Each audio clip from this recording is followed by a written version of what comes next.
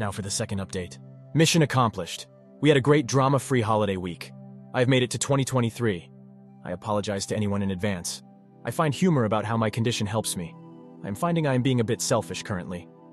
All of the participants dispersed yesterday afternoon. I only have a few updates because I'm not going to talk about my week with my family. That is for me to cherish. Observations about WW in this week. I honestly think this is the first time she stepped out. Being with all of us this whole week seems to take a toll on her. It is funny how when you know something, a person's actions make more sense. She was secretive about her phone. She stepped out of our family gathering to get some air quite a few times. The best was when she needed to run into town, and one of the grandkids wanted to go to town also. The gymnastics she did to not take the grandkid. I have to admit that I kinda played with it by asking why not. So the affair is continuing, with me now retired and she is asking me about my plans for the day or week. So I go ahead and tell her, and then ask her what her plans are. Later this week, I will suggest we meet up for lunch due to me being in the same area as her on our plans, just to F with her. I guess it was true someone said on another post, unpredictability is the cheater's worst enemy. This morning I met with my lawyer. I had made decisions and asked him to draw up papers. I replaced my temporary will with my new permanent will. That has been signed and should not have to change again. In preparation for all hell breaking loose, I had him draw up divorce papers based on the prenup and the evidence of the affair. She gets nothing but 25% of our shared assets. Think housewares and furniture. I keep all of my liquid assets, retirement funds, and items I purchased with my own wealth. Also, if I push it, she is required to pay alimony. I have signed them and have a packet created with all of our evidence of the affair. I am holding this in case I want to use it. I sold my loan to the trust. I will allow the trustees to convert it to shares in AP's company. Speaking of the trust, I have decided how I want it managed. I will drop myself to a 1% trustee.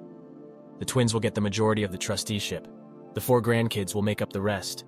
All of the grandkids' proxies will be Sarah and Steve's. As each turns 24, the kids' trusteeship will move from Sarah and Steve to the grandkid. If a fraction is left over, Sarah gets the extra share/vote/value.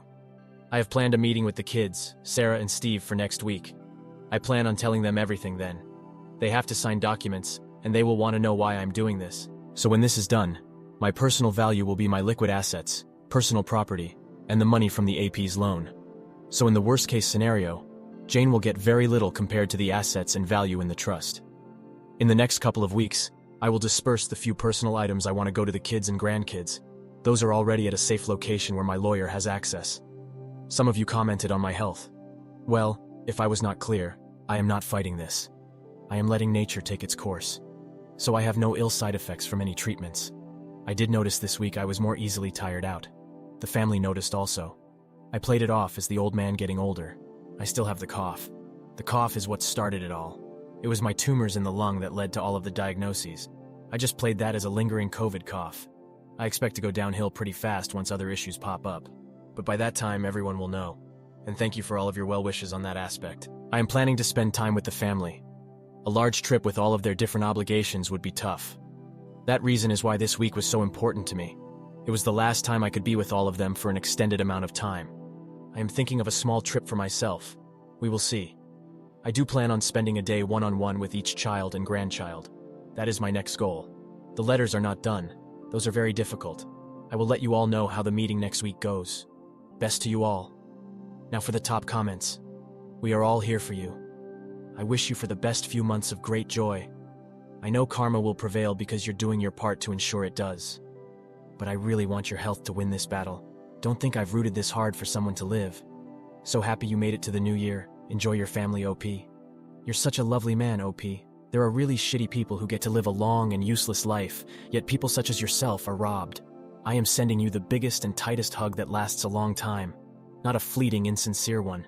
When my sister passed from pancreatic cancer, she refused pain medication because she didn't want to be drugged and out of it. That will always stay with me, seeing her in pain and still hanging out with us. You, sir, are facing death with grace and courage. But it's also okay to be afraid.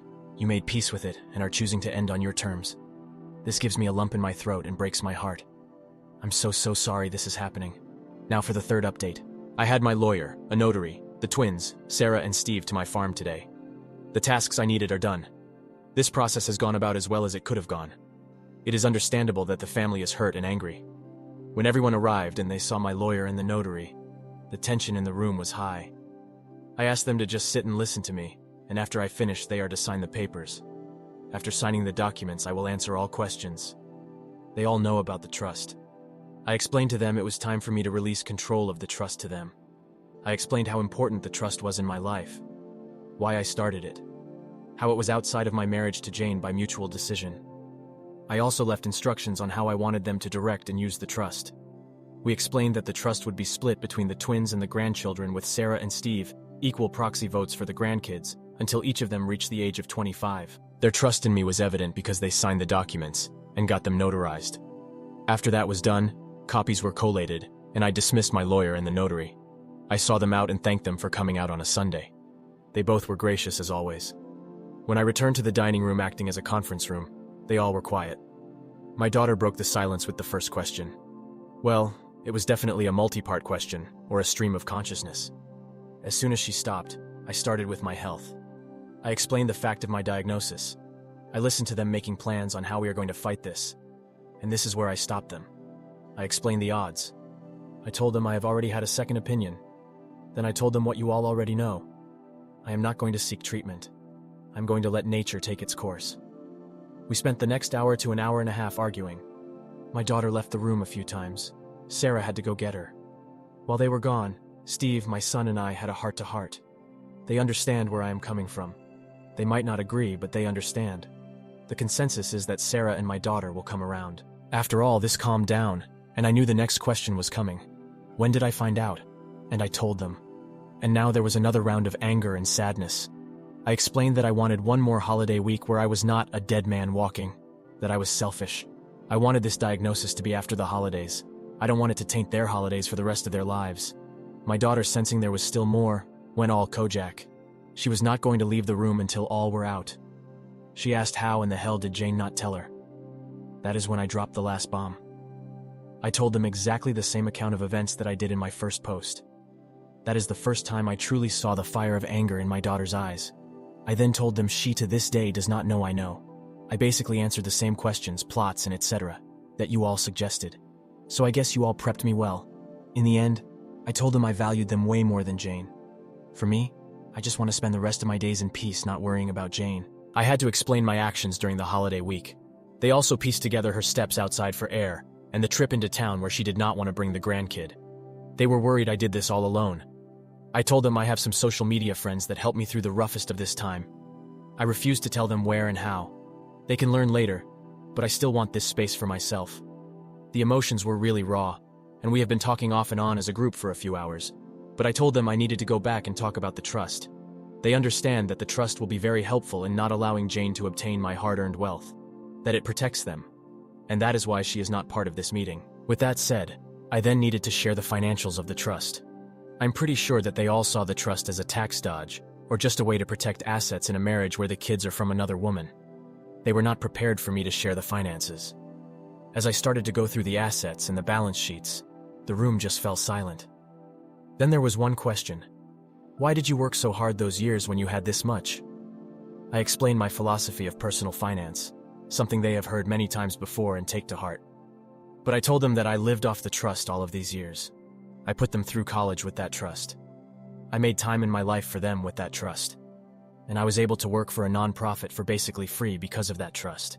And if there is any example I want to outlive in them and their children, is to use this trust to do better for others. And not to just write a check for a charity here and there, but to work for something they believe in. In my years with this non-profit, I have done so much more in training others and building relationships than just writing a check cannot do. I am not happy that today, everyone's lives at that table changed in so many ways, good and bad, because of me. It was not the way I wanted it to happen, but it is done. They know all of it.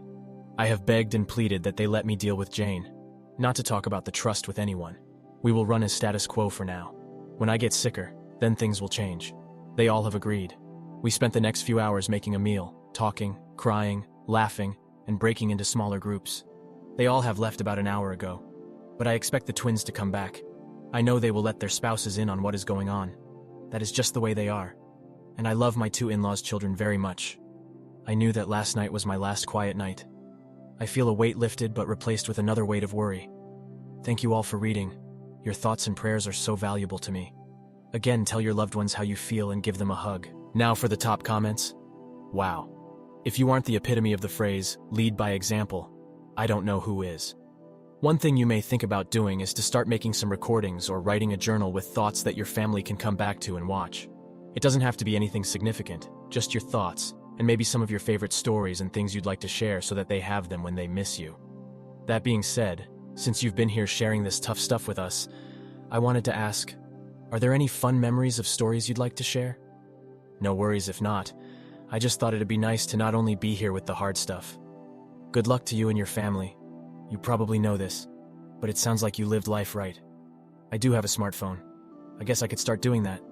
I got my letters finished, and they were hard. Maybe the videos would be just more candid. Like, hey, I am going to the store and I just remembered this is my thought on X. Thanks for the idea. Wishing you and your family all the best. I'm glad to hear you'll now have support closer to you and not just us internet strangers.